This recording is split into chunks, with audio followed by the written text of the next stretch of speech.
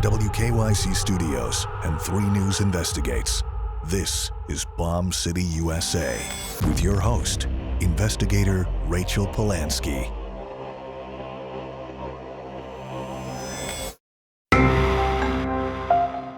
He may be the nicest mobster hitman you'll ever meet. Don't take my word for it. Ask the FBI agent and federal prosecutor who put him in prison, or the warden who kept him locked up. Even a beloved pro football star has a soft spot for Kevin McTaggart. Former Browns quarterback Bernie Kosar has written a letter and offered his man-away home to the convicted and currently incarcerated Kevin McTaggart. Hearts apparently soften after 40 years. Memories don't. While Bostic was walking down the stairs of Zagaria's West Side pet store, Zagaria says McTaggart shot him twice in the head. When he went down to look, Zagaria told jurors, Hans in his right hand had this cleaver, and he was chopping at Bostic's left hand. Later, the surgeon, Rao's nickname, told Zagaria he cut off both his hands as well as Bostic's head, joking, Kevin's a murderer, but I can only get in trouble for malpractice. My name is Rachel Polanski. I'm an investigative reporter at WKYC Studios in Cleveland, Ohio.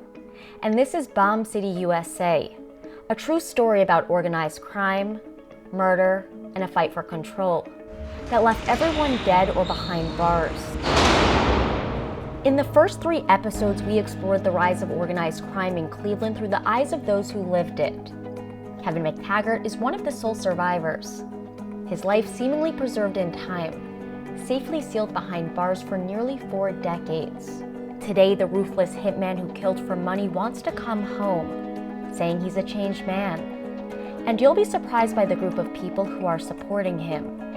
This is episode 4, The Irishman's Lieutenant. Every morning, Kevin McTaggart stares up at words of encouragement posted on the wall in his prison cell. All each of us can do is to live in the now that is given. We can only carry out each stage of our lives to the best of our abilities, end quote. He says it's his daily affirmation, a reminder of where he's at now.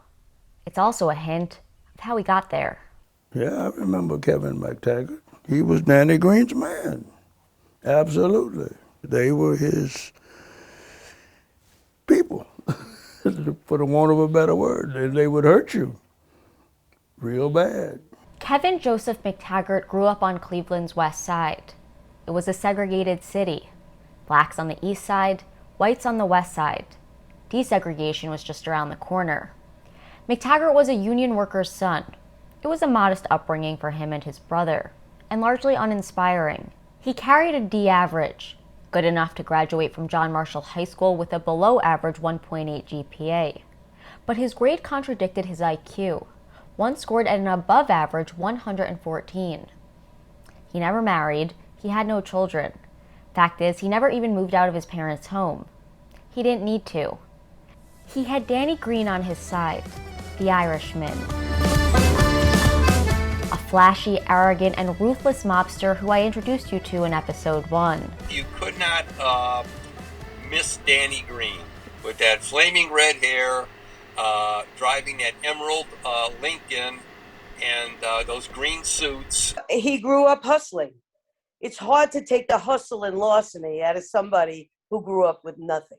Kevin McTaggart was viewed as a lieutenant in Danny Greene's Celtic Club. I bet you he never cried a day. Why do you say that? He was a tough guy. If this were a traditional corporate business, McTaggart would be the vice president of security. In the underworld, he was the muscle to the Godfather. He did the dirty work. And in the late 1970s, there was a lot of dirt to sweep up. Another mob bombing in 1977. Teamster Union official John Nardi was apparently trying to muscle in on the organized crime action. When I got here, there was pieces of body all over the place. Remember, Cleveland's underworld was at war, as the Irish and Italians struggled for power following the death of boss Johnny Scalish. It wasn't about we're going to have a peaceful separating of the ways here, you know what I mean? There was no prenup. They're going to kill you and take what I want. It was the battle of the bosses, Danny Greene versus James Jack White Licavoli. A truce of attrition was only reached in 1977 when Greene was killed in a car bombing. 5 months later, Danny Greene, also challenging the mob leadership, blown up in a parking lot in Lyndhurst. McTaggart, along with brothers Hans and Fred Grau, were responsible for internal and external security for the enterprise, and this is according to court documents, did so by, quote, murdering competing drug dealers and suspected police informants. Kevin McTaggart survived that round of convictions after Danny Greene's murder to go on to be part of a drug ring that included leftover members of the Cleveland Mafia, and he became sort of a secondary player of that drug ring. Finally, in 1982, the feds muscled their way in, armed with indictments. Bob Frederick headed the FBI unit that brought down the Cleveland Mafia, and Donna Congeni Fitzsimmons, who you met in episode 2, was the assistant federal prosecutor. We had so much evidence, and you just had to be methodical, and that's basically what we had going for us. We knew it. I knew it. I knew it like I knew my name, and because I'd been involved in the beginning, I knew every twist and turn of how this case came about. McTaggart was indicted along with the brothers Fred and Hans Grau. The latter was nicknamed the Surgeon for his efficiency in dismembering men that he killed. Also indicted were Joey Gallo and acting boss Angelo Leonardo. The Cleveland Mob's second-in-command, Angelo Leonardo, guilty. Joe Gallo, his lieutenant, guilty. Kevin McTaggart, guilty. Hans Grau, guilty. Prosecutors connected McTaggart to 6 killings, all of them mob-related. They also connected him to drug sales that topped $20 million a year under Carmen Zagaria. Each of these murders occurred, but they did not occur with any of these people seated here involved. Kevin McTaggart's attorney attacked the prosecutors themselves, calling them naive, inexperienced kids.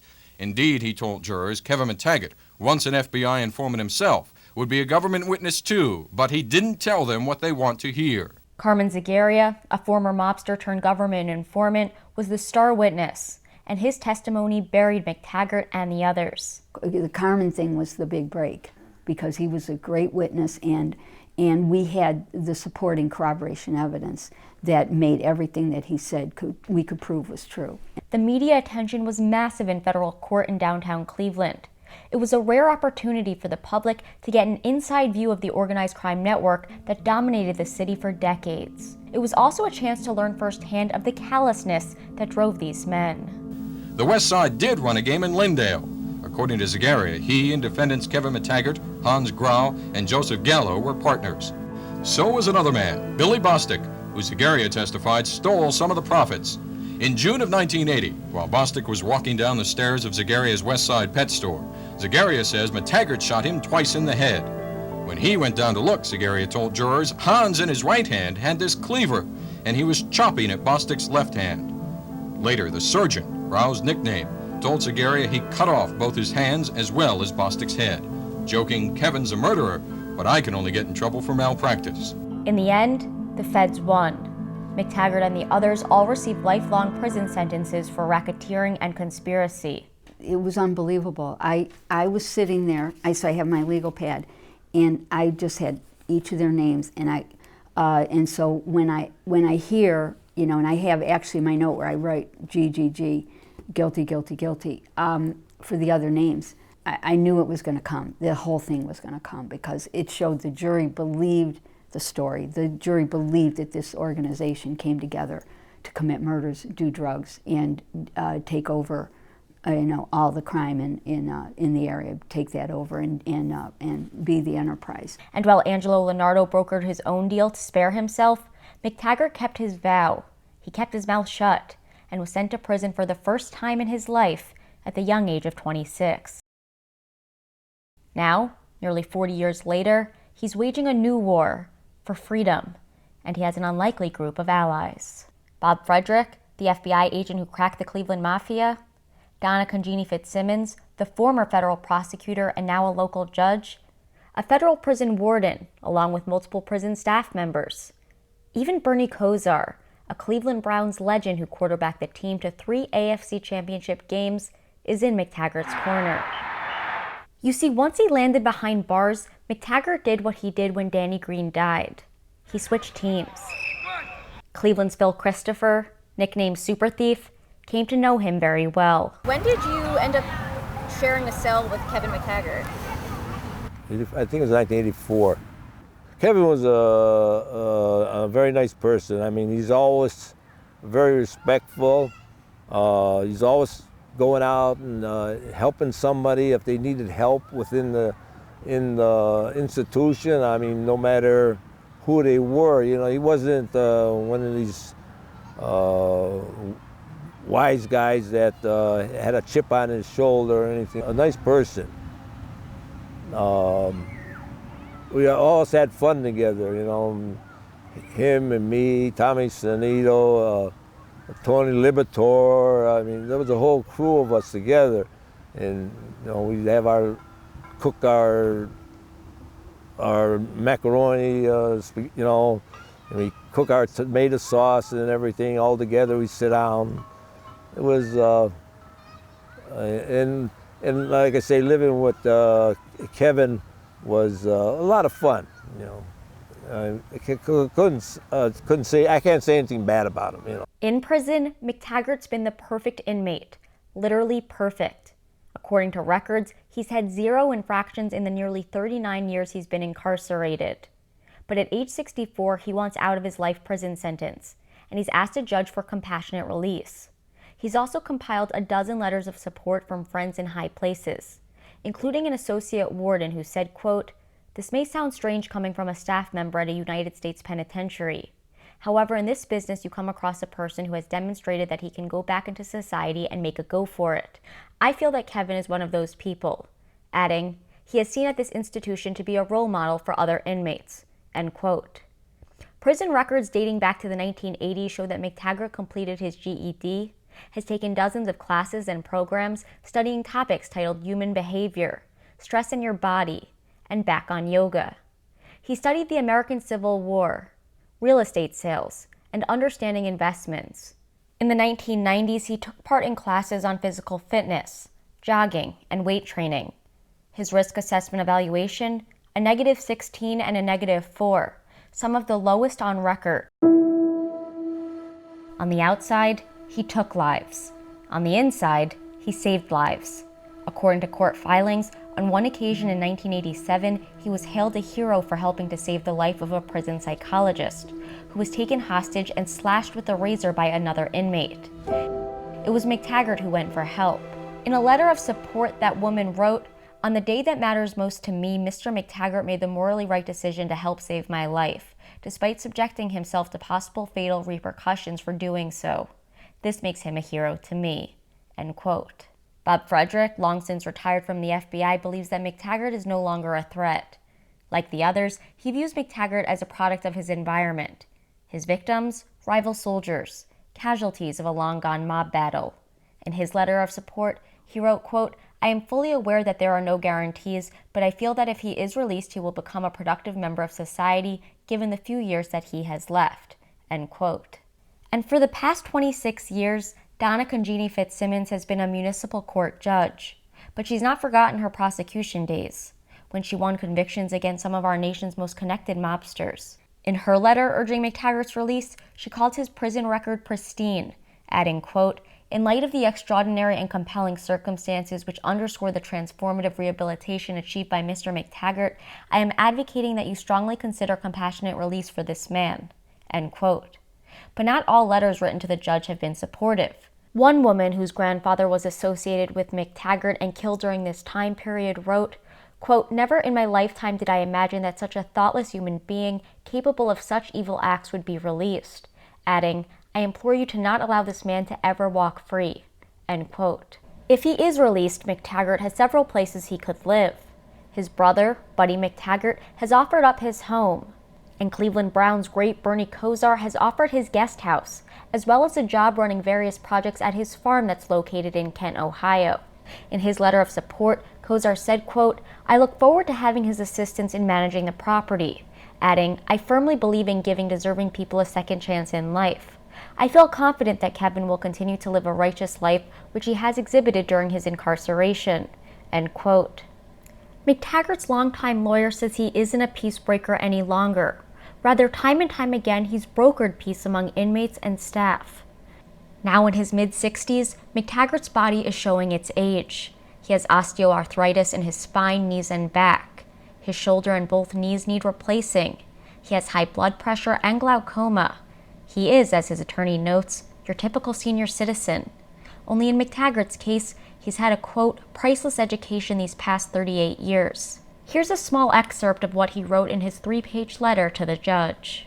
While these years of confinement have been difficult, it has been a journey of reflection, remorse, sorrow, inspiration, discovery, friendship, love, blessings, and hard-won wisdom. 38 years ago, the start of my incarceration was the darkest moment of my life. I had hit rock bottom. Since I was sentenced to be locked away for the rest of my life, I was compelled to spend countless hours in deep inner reflection, soul-searching, and the pursuit of spiritual guidance. In light of my background, of my case, and the life sentence that I was serving, I was granted, for lack of a better term, prison street cred by the prison population, and I was accepted immediately by convicts, gang leaders, organized crime figures, and other criminals. Instead of gravitating toward those groups, I decided to use my so-called status as a platform. I wanted to change the inmate perception of how self-improvement was viewed and erase the stigma attached within prison culture to those who sought to better themselves and improve their chances of a successful transition upon release. I became inspired to reach out and help others, especially younger inmates. Many of those guys were getting a second chance at freedom, but they were also looking for guidance and support to change the direction of their lives. If given the chance, I am fully committed to continue my work of giving back to others consistently. I believe that if I can deliver and discuss my story of prison and life experiences with at-risk youths, especially those of an impressionable age when they are so easily influenced, I may be able to prevent some of them from entering the prison system. The impact of the FBI on the Cleveland organized crime network cannot be understated. Through their efforts, agents cut the head and the tail, and legendary mobsters who weren't killed were put in prison. He's a top man in Cleveland on the street right now in organized crime, and so it was very important that he was convicted. You combine this case, the results of this case, with the results of the Greene investigation, I can say positively that this is the most severe blow that's ever been struck against a La Cosa Nostra family in the United States. The Cleveland mob carried on after Leonardo's brief reign ended. 3 different leaders followed with varying degrees of success. By the early 1990s, the Cleveland mob was officially declared inactive by the FBI. Some in law enforcement, perhaps naively, call them extinct. Rumors persist, however, that organized crime is still operating in the city. Closely knit, low-key, with less than 24 made men. As for Kevin McTaggart, despite his army of supporters, as of June 2021, the judge had yet to decide on his bid for compassionate release. And just last week, the judge asked prosecutors to reach out to family members of victims. So, is he still a mobster, or is he truly reformed? Retired police chief and author Rick Perello, who wrote the book Bombs, Bullets, and Bribes, says McTaggart is an exception to the rule. Most of these murders, these guys were players. They were not innocent victims of random, unpredictable violence. These were players who knew or should have known the risks involved in being involved in crime, especially being involved in drug trafficking. So I look at them more as participants who should have known the dangers rather than innocent victims. And don't get me wrong, I mean, murder is murder and you can't ever forget the victims. But I just look at it as a different perspective. You know, if I was one of the decision makers, yes, he would have my vote for release.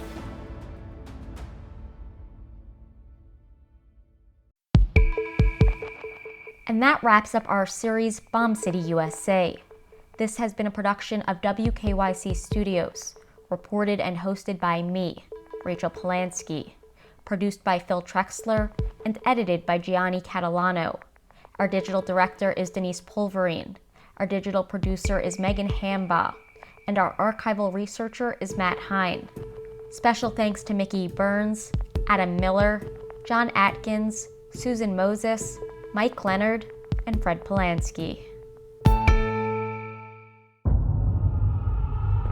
Thanks for listening to Bomb City, USA with Rachel Polanski from WKYC Studios. Subscribe now so you never miss an update, and find more on WKYC.com and the WKYC app.